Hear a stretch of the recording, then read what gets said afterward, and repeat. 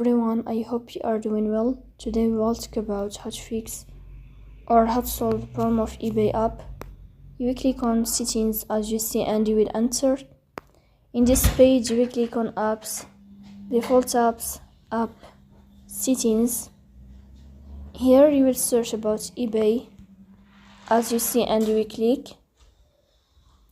In this page of app info, you will go to first stop and you will click OK.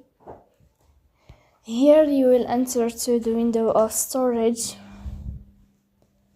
Here you will click on clear cache.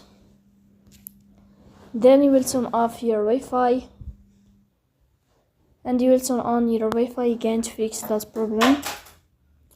So that's all. Don't forget to support us by like and subscribe. See you next time and thank you for your watching and your attention.